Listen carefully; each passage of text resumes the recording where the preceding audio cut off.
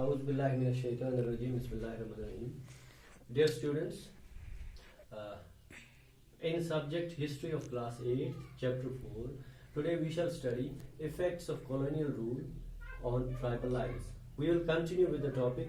पहले हमने इसमें दो टॉपिक्स पढ़े हैं कि ट्राइबल लाइव्स पे जो है कॉलोनियल रूल का क्या असर पड़ा है. आज देखेंगे हम फॉरेस्ट लॉज और there impact.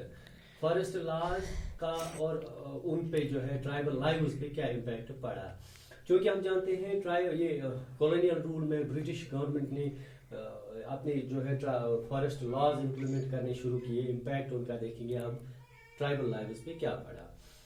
Life of tribals, as we know, it completely depends on the forests. जो ट्राइबल लोग हैं उनकी पूरी जिंदगी फॉरेस्ट्स पे डिपेंड है. वो जो है कम्प्लीटली फॉरेस्ट से रिलेटेड है, कनेक्टेड है.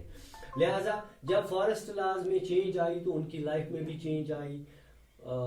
ब्रिटिश गवर्नमेंट ने कानून बनाए, लॉज बनाए और उन्होंने वो फॉरेस्ट्स तक भी एक्सटेंड किए. उन्होंने जो कानून बनाए उन कानून का, उन कवानीन का निफाज उन्होंने फॉरेस्ट्स में भी किया. उन्होंने कहा फॉरेस्ट्स में भी कानून हमारे बनने चाहिए. उन्होंने क्या कहा, उन्होंने कंट्रोल एंड फॉरेस्ट्स के ऊपर भी, यानी उस फॉरेस्ट्स को जो है स्टेट प्रॉपर्टी डिक्लेयर किया. स्टेट प्रॉपर्टी के मुताबिक वो गवर्नमेंट की प्रॉपर्टी थी, स्टेट की प्रॉपर्टी थी, ब्रिटिश गवर्नमेंट की प्रॉपर्टी थी वो फॉरेस्ट. यानी जो फॉरेस्ट्स होते थे उनमें जो ट्राइबल लोग या आदिवासी लोग अपनी मर्जी से जो चाहे वो कर सकते थे. अब वो नहीं कर सकते क्योंकि अब वो फॉरेस्ट्स उन्होंने स्टेट प्रॉपर्टी डिक्लेयर किए नए रूल्स के मुताबिक. उन्होंने कुछ एरियाज को मखसूस रखा. उन्होंने ब्रिटिश गवर्नमेंट ने उन्होंने उनको रिजर्व्ड फॉरेस्ट्स कहा. यानी there were some special areas of the forests which were declared reserved forests. वहां पे क्या करते थे वो, उनको चूंकि उनको टिम्बर चाहिए होता था तो उन्होंने तामीराती लकड़ी जरूरत पेवान ब्रिटिश गवर्नमेंटस तम खतर तुम रिजर्व थावन. तुम दिवान उन आदिवासियों तोकुन गसन कहीं.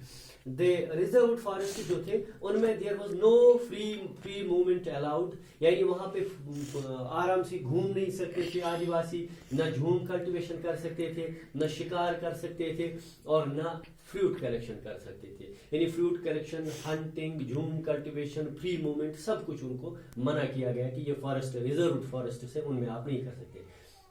अच्छा, जबकि जो आदिवासी हैं उनकी जिंदगी के लिए बहुत जरूरी था जंगलों पे ही वो डिपेंड थे.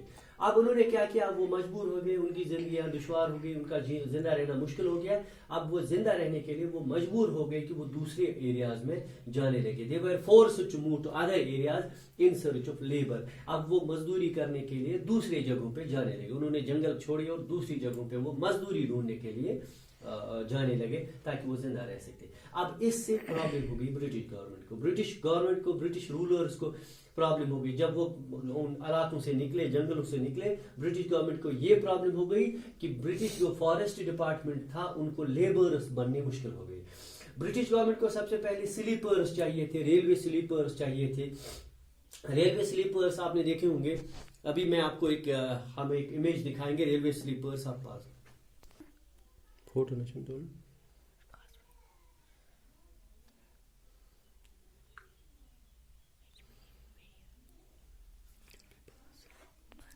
तो ये मैंने आपको रेलवे स्लीपर्स की इमेज दिखाई. ये बड़े बड़े से लॉग्स होते हैं लकड़ी के जो रेलवे लाइन जो है उसके नीचे बिछाए जाते हैं perpendicular to the railway line. यानी उसके नीचे बिछाए जाते हैवी लॉग्स होते थे. और बाकी जो ट्रांसपोर्ट, जो बड़े बड़े लॉग्स वो जंगलों से काट के लाते थे ब्रिटिश गवर्नमेंट, ब्रिटिश ऑफिशियल्स, उनको अब प्रॉब्लम हो गई. उनको उनके लिए लेबर्स नहीं मिल रहे थे वो लॉग्स ट्रांसपोर्ट करने के लिए और स्लीपर्स ट्रांसपोर्ट करने के लिए. अब कॉलोनियल ऑफिशियल्स जो है, ऑफिसर्स, ब्रिटिश गवर्नमेंट ने, उन्होंने एक सॉल्यूशन इसकी निकाली. उन्होंने इसका एक इलाज निकाला. They give patches of land to for jhum cultivation. यानी उन्होंने फॉरेस्ट के कुछ एरियाज मखसूस रखे आदिवासियों के लिए. उन्होंने उनको झूम कल्टीवेशन के लिए वो दे दिए.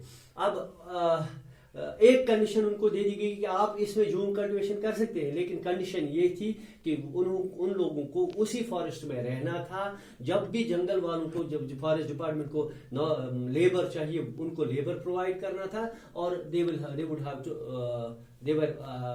assigned the duty to look after the forests. यानी forests की देखभाल करना, forest department को laborers provide करना और उन्हीं forests में खुद भी रहना, ये conditions थे झूम cultivators के लिए. इस condition पे उनको कुछ patches of land assign allow किए गए उन पे झूम cultivation करना.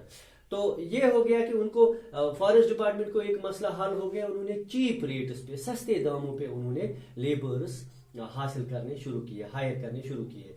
तो सो मेनी डिसोबेड लॉज, बहुत सारे ऐसे कल्टिवेटर्स हैं, उन्होंने कहा ये लॉज हम नहीं मानेंगे, ये हमारे लिए जुल्म है, ये सस्ते दामों पे, लो कास्ट पे, चीप रेट्स पे हमें मजदूर रखते हैं, ये हमारे लिए ठीक नहीं है. उन्होंने कंटिन्यू किया ये इलीगल प्रैक्टिसेस. उन्होंने ये जंगल के कानून नहीं माने. उन्होंने कहा कि हम जूम कल्टिवेशन करते रहेंगे, हम जंगल के कानून नहीं मानेंगे. इस सिलसिले में कई रेबेलियंस हुई, बगावतें हुई, यानी उन्होंने गवर्नमेंट के खिलाफ आवाज उठाई, उन्होंने गवर्नमेंट के खिलाफ डेमोन्स्ट्रेशन करने शुरू किए. उनमें से एक डेमोन्स्ट्रेशन है रिवोल्ट ऑफ सोनग्राम संगमा. सोनग्राम संगमा आसाम में एक जगह सोनग्राम है, वहां पे एक रिवोल्ट हो गया, एक बगावत हो गया 1906 में. 1906 में आसाम में एक बगावत हो गई ब्रिटिश गवर्नमेंट के खिलाफ. वो ट्राइबल्स की बगावत थी, आदिवासियों की बगावत थी, उसको बोलते हैं रिवोल्ट ऑफ सोनग्राम संगमा. अब ये आसाम में हुआ 1906 में. इसी तरह एक और बगावत हुई, एक और रेबिलियन हुआ, उसको बोलते हैं फॉरेस्ट सत्याग्रह. फॉरेस्ट सत्याग्रह उन्होंने सेंट्रल प्रोविंसेस में, आसाम के सेंट्रल प्रोविंसेस में, सेंट्रल इंडिया के ये जो ये आदिवासी हैं उन्होंने किया. ये हुआ था 1930s में. अब जो है इससे हमें ये समझ आता है कि कितना इनका जो है इनकी लाइफ कितनी दुश्वार हो गई, इनकी मिजरेबल लाइफ कितनी हो गई, इन आदिवासियों की इनकी प्रॉब्लम्स कितनी हुई. ये अब जो है अपने सॉन्ग्स जो गाते थे, गीत जो गाते थे, उनमें भी उनकी ये छलकने लगती थी.